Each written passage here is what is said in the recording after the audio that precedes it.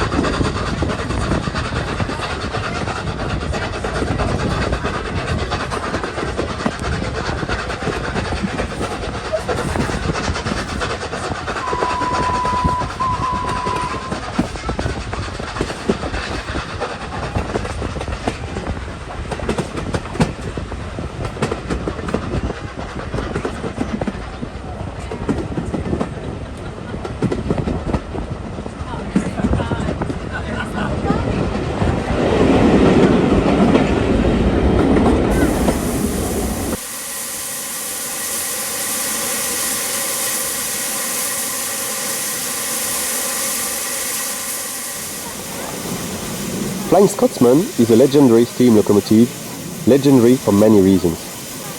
Built in 1923, this locomotive took part the following year in the British Empire exhibition to represent its company, the LNER, London and North Eastern Railway. On the 30th of November 1934, this locomotive became the first steam locomotive to officially reach the speed of 100 miles per hour, 161 kilometers per hour.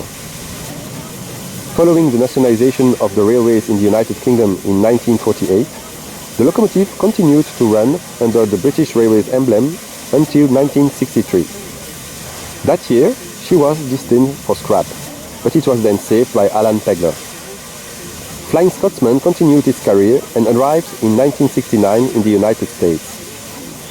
But in 1972, Pegler went bankrupt and the locomotive was stored in a warehouse of the American Army. In 1973, the locomotive was bought and brought back to England by another businessman, William McAlpine. In 1988, Flying Scotsman was sent to Australia to take part in various festivities related to the country's bicentenary.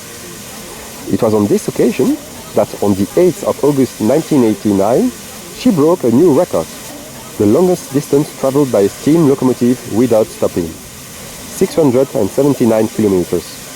422 miles. The locomotive then returned to England and in 1993 William McAlpine sold it to Pete Waterman, the two men deciding to form a business partnership creating the Flying Scotsman Railways. But they went bankrupt 3 years later. The locomotive was then bought by Tony Martington and remained in his possession until he too went bankrupt. In 2004, the locomotive was put up for auction and was acquired by the National Railway Museum in York. The museum restored the locomotive, which returned to service in 2016. But why talking about this locomotive on this channel that usually talks about graves? To understand this, I must say a few words about Alan Pegler. Alan Pegler was born in London on the 16th of April 1920 in a family of English industrialists.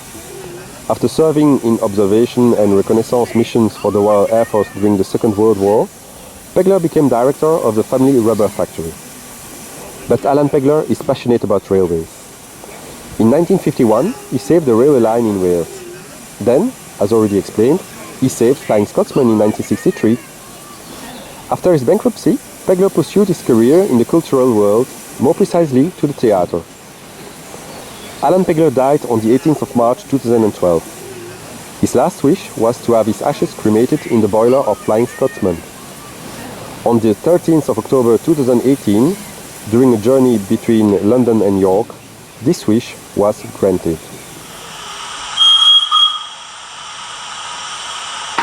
So, with all this information, the Flying Scotsman and Alan Pegler earned their places on this channel as well. Friends, thanks for watching this video. I hope you enjoyed it, and I hope to see you soon for another video. Goodbye!